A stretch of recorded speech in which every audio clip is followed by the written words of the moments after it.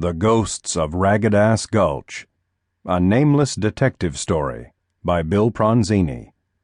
Read by Nick Sullivan. Chapter 1. The name of the place was Ragged-Ass Gulch. That was the name the town had been born with anyway, back in the days of the California gold rush, when gold fever raged up in Trinity County as well as in the Mother Lode, and a group of miners discovered nuggets in Musket Creek north of Weaverville. Nobody seemed to know anymore why the town that sprang up along the creek's banks had been so colorfully dubbed.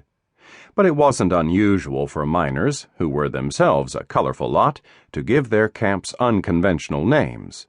Whiskey Town, Lousy Ravine, Rowdy Bar, Bogus Thunder, and Get Up and Git were just a few of their other inventions. At any rate, Ragged-Ass Gulch had flourished for 3 or 4 years, with a population of 1,500 at its peak, until the gold in the vicinity petered out and the miners left for other diggings. Then, slowly, it had begun to die.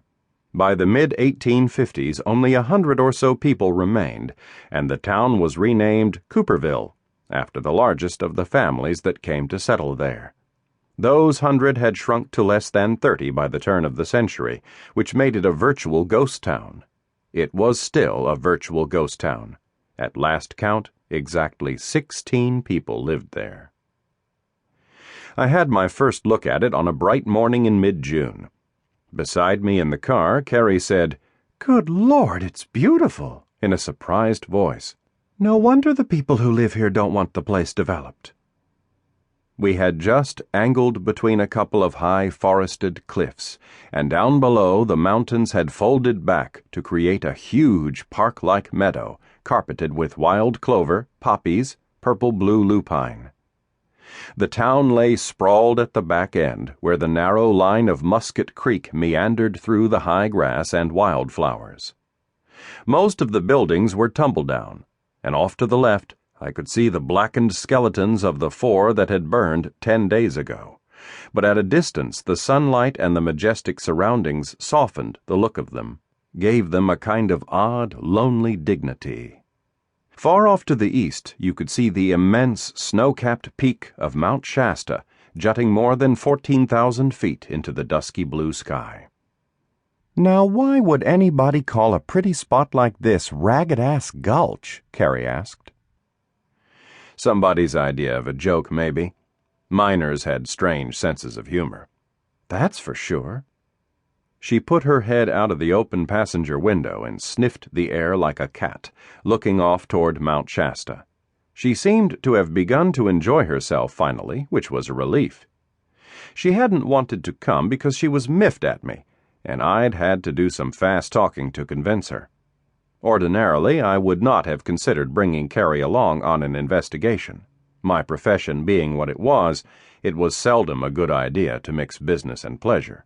But in this instance, there were extenuating circumstances. When we reached the meadow, the road deteriorated into little more than a pair of ruts with a grassy hump in the middle. It angled off to the right and eventually forked.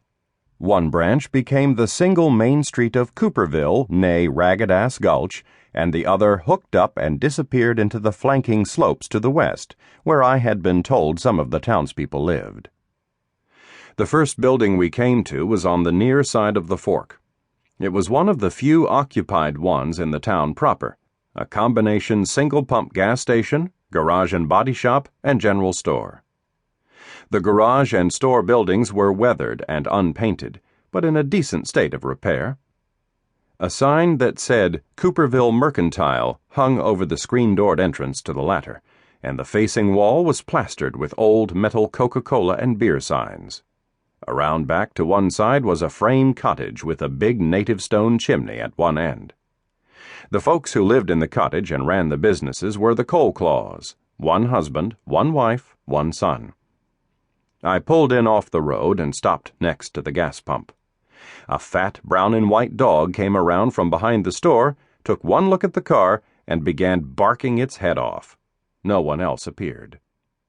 "I'll go see who's here," I said to Carrie. "You wait in the car, okay?" Like a nice